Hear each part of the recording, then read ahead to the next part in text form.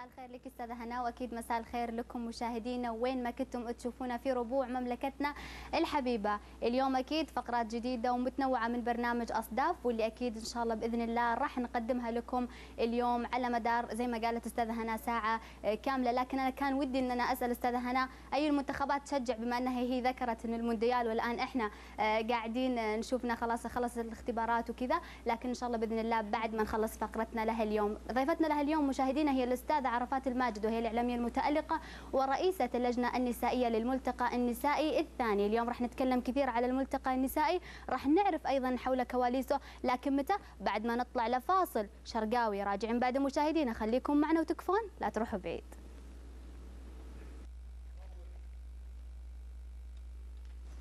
تفضلوا اهلا وسهلا.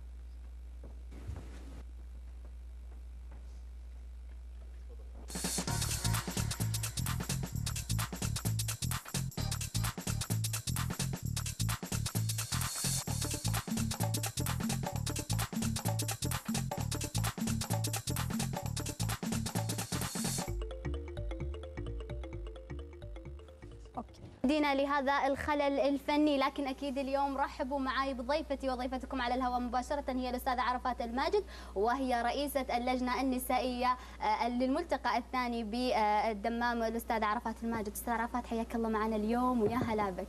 اهلا وسهلا فيكم واهلا وسهلا بجميع مشاهدينا. استاذه عرفات، عاده نتكلم عن الملتقى النسائي، لكن قبل ما نتكلم ايش رايك اليوم انت كمذيعه؟ هل اسهل انك تكوني دور الضيف ولا دور المذيع؟ والله أنا ما جربت من قبل إني أنا أكون ضيفة، هذه أول مرة، فخليني أشوف بعد التجربة بعدين أرد عليك. حياك أستاذة عرفات. عرفات، إحنا دائما لما بنتكلم عن الملتقى النسائي الثاني عادة الأفكار الجميلة والإنجازات الكبيرة تبدأ ب يعني نقدر نقول عنها أفكار صغيرة. من أين أتت فكرة الملتقى النسائي الثاني؟ يمكن فكرة الملتقى النسائي الثاني يعني لو نقولها هي أشبه بحدوتة مثل ما يقولون، لأنها بدأت في العالم الافتراضي، بدأت على الإنترنت كمشتركات في منتدى سنابس. هذا منتدى موجود على شبكة الإنترنت. مجموعة من الأخوات اللي يشتغلون أو اللي مشاركات في هذا المنتدى اقترحوا أنه يلتقون مع بعض في كشتة في طلعة. يا سلام. أوكي، هذه في البداية الفكرة كانت بهذا الشكل البسيط. التقوا وكان العدد في المرة الأولى في حدود 150 واحدة من هذول الأخوات. طبعا هم ما كانوا يعرفون بعض شخصيا، لأنه تدرين في الإنترنت عادة نستخدم نيك نيمز، فتعرفوا على بعض وقرروا أنهم يطلعون كشتة ثانية.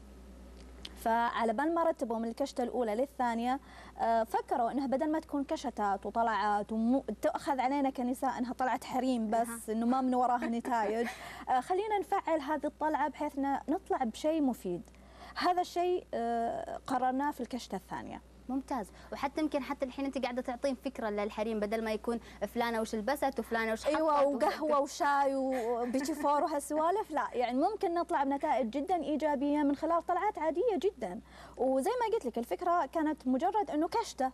طلعنا بالملتقى الاول، الملتقى الاول كان يعني شيء بسيط، وجمعنا عدد من سيدات الاعمال على مجموعه من الناشطات الحقوقيات وغيره.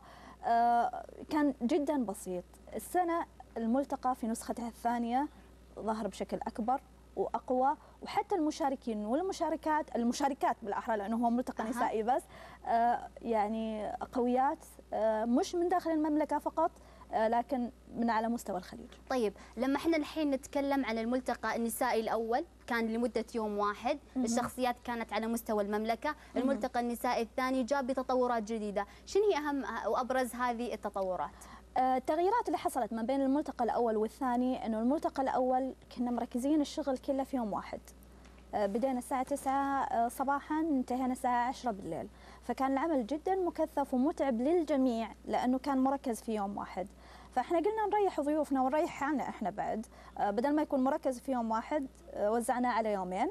الضيفات بدل ما كانوا فقط من المملكة، احنا حبينا ان احنا نستفيد من تجارب اخواتنا في دول مجلس التعاون، فتمت استضافة شخصيات جدا رائعة من دول مجلس التعاون للمشاركة ولأخذ الخبرة من ما توصلوا لهم. عارفة عرفات، يمكن هالموضوع يخليني أسأل سؤال. كثرت الملتقيات النسائية، كثرت المطالبة دائما بشؤون